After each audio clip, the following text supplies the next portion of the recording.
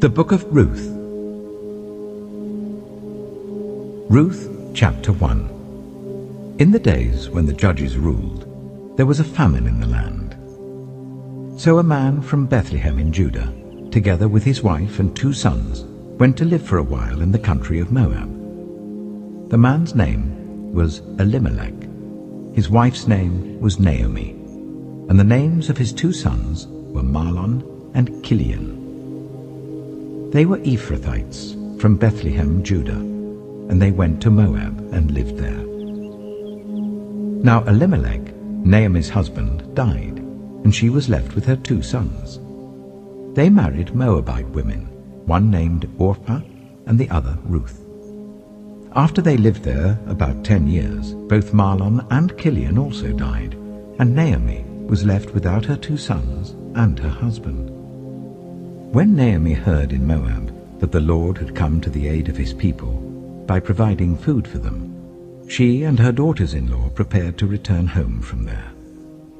With her 2 daughters-in-law, she left the place where she had been living and set out on the road that would take them back to the land of Judah. Then Naomi said to her 2 daughters-in-law, "Go back, each of you, to your mother's home. May the Lord show you kindness as you have shown kindness to your dead husbands and to me. May the Lord grant that each of you will find rest in the home of another husband." Then she kissed them goodbye, and they wept aloud and said to her, "We will go back with you to your people." But Naomi said, "Return home, my daughters. Why would you come with me?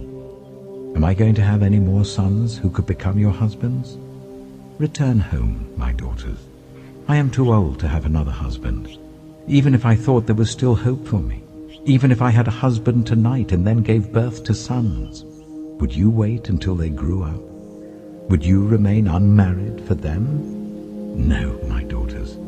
It is more bitter for me than for you, because the Lord's hand has turned against me." At this they wept aloud again.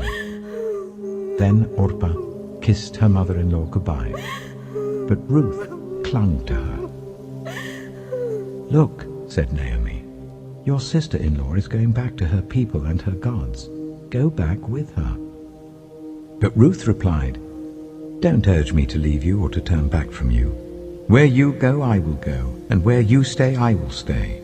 Your people will be my people, and your God, my God.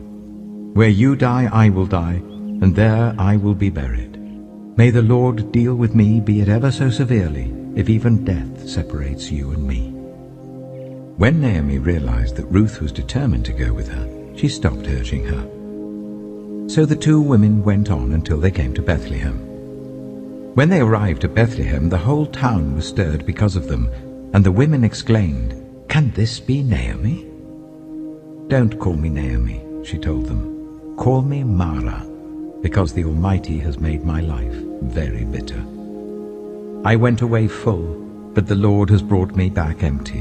Why call me Naomi? The Lord has afflicted me. The Almighty has brought misfortune upon me." So Naomi returned from Moab, accompanied by Ruth the Moabite, her daughter-in-law, arriving in Bethlehem as the barley harvest was beginning. Ruth chapter 2.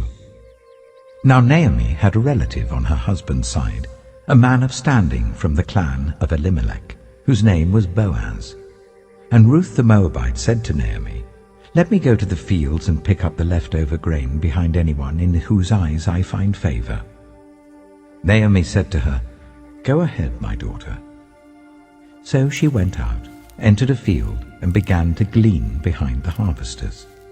As it turned out, she was working in a field belonging to Boaz, who was from the clan of Elimelech.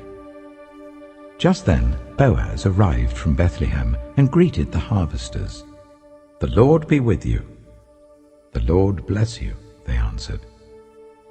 Boaz asked the overseer of his harvesters, "Who does that young woman belong to?"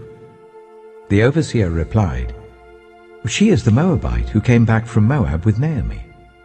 She said, 'Please let me glean and gather among the sheaves behind the harvesters.'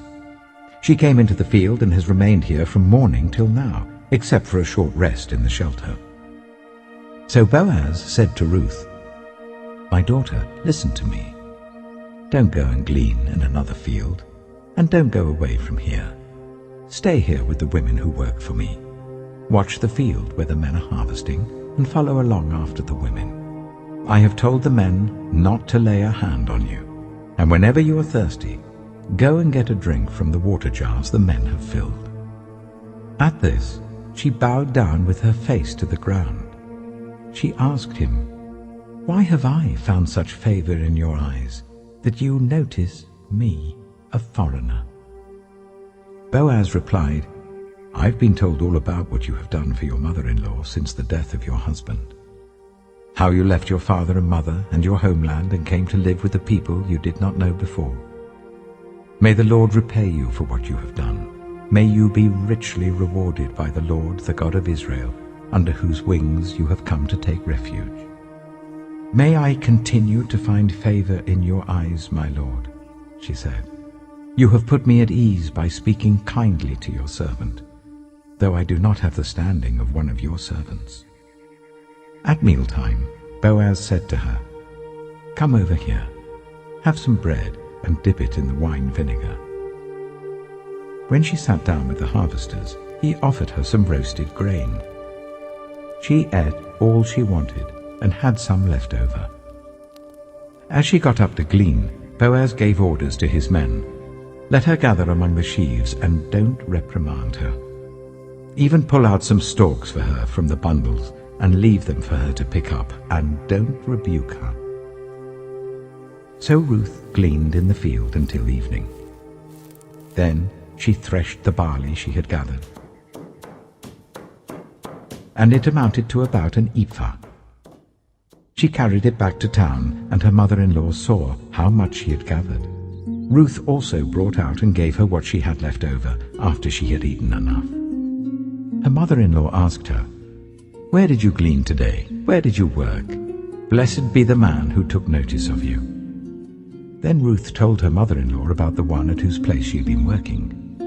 "The name of the man I worked with today is Boaz," she said. "The Lord bless him," Naomi said to her daughter-in-law. "He has not stopped showing his kindness to the living and the dead." She added, "That man is our close relative. He is one of our guardian redeemers." Then Ruth the Moabite said, "He even said to me, 'Stay with my workers until they finish harvesting all my grain.'" Naomi said to Ruth, her daughter-in-law, "It will be good for you, my daughter, to go with the women who work for him, because in someone else's field you might be harmed." So Ruth stayed close to the women of Boaz to glean until the barley and wheat harvests were finished, and she lived with her mother-in-law. Ruth chapter 3. One day, Ruth's mother-in-law, Naomi, said to her, "My daughter, I must find a home for you, where you will be well provided for. Now Boaz, with whose women you have worked, is a relative of ours. Tonight he will be winnowing barley on the threshing floor. Wash, put on perfume, and get dressed in your best clothes. Then go down to the threshing floor, but don't let him know you are there until he has finished eating and drinking. When he lies down, note the place where he's lying. Then go and uncover his feet and lie down. He will tell you what to do." "I will do whatever you say," Ruth answered. So she went down to the threshing floor and did everything her mother-in-law told her to do. When Boaz had finished eating and drinking and was in good spirits, he went over to lie down at the far end of the grain pile. Ruth approached quietly, uncovered his feet, and lay down. In the middle of the night, something startled the man.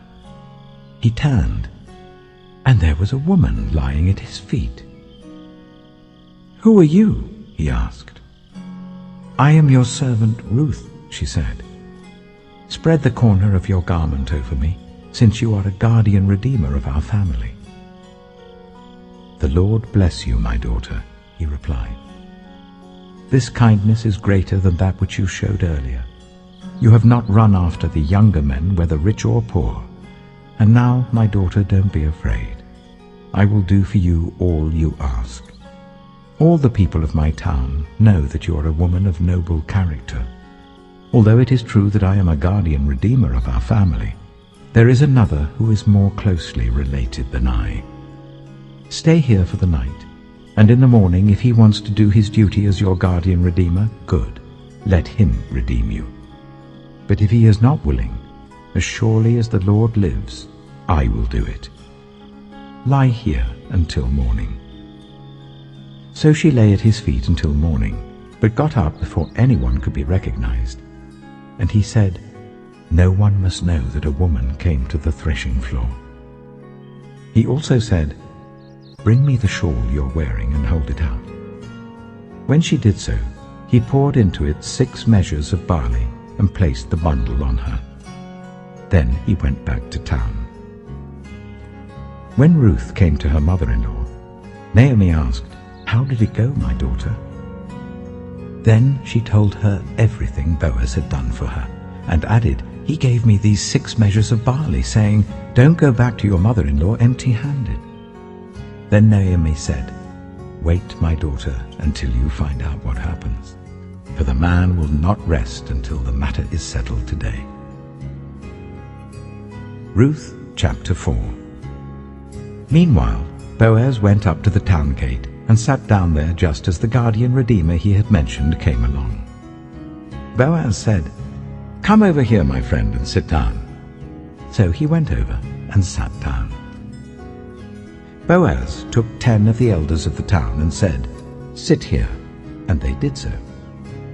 Then he said to the guardian redeemer, "Naomi, who has come back from Moab, is selling the piece of land that belonged to our relative Elimelech. I thought I should bring the matter to your attention and suggest that you buy it in the presence of these seated here and in the presence of the elders of my people. If you will redeem it, do so. But if you will not, tell me, so I will know. For no one has the right to do it except you, and I am next in line." "I will redeem it," he said. Then Boaz said, "On the day you buy the land from Naomi, you also acquire Ruth the Moabite, the dead man's widow, in order to maintain the name of the dead with his property." At this the guardian redeemer said, "Then I cannot redeem it, because I might endanger my own estate. You redeem it yourself. I cannot do it." Now in earlier times in Israel, for the redemption and transfer of property to become final, one party took off his sandal and gave it to the other. This was the method of legalizing transactions in Israel. So the guardian redeemer said to Boaz, "Buy it yourself." And he removed his sandal. Then Boaz announced to the elders and all the people, "Today you are witnesses that I have bought from Naomi all the property of Elimelech, Kilion, and Mahlon. I have also acquired Ruth the Moabite, Mahlon's widow, as my wife, in order to maintain the name of the dead with his property, so that his name will not disappear from among his family or from his hometown. Today you are witnesses." Then the elders and all the people at the gate said, "We are witnesses. May the Lord make the woman who is coming into your home like Rachel and Leah, who together built up the family of Israel. May you have standing in Ephrathah and be famous in Bethlehem. Through the offspring the Lord gives you by this woman, may your family be like that of Perez, whom Tamar bore to Judah." So Boaz took Ruth, and she became his wife. When he made love to her, the Lord enabled her to conceive, and she gave birth to a son. The women said to Naomi, "Praise be to the Lord, who this day has not left you without a guardian redeemer. May he become famous throughout Israel. He will renew your life and sustain you in your old age.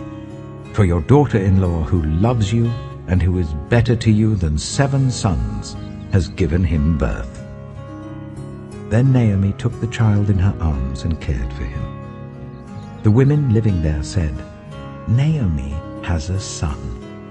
And they named him Obed. He was the father of Jesse, the father of David. This then is the family line of Perez.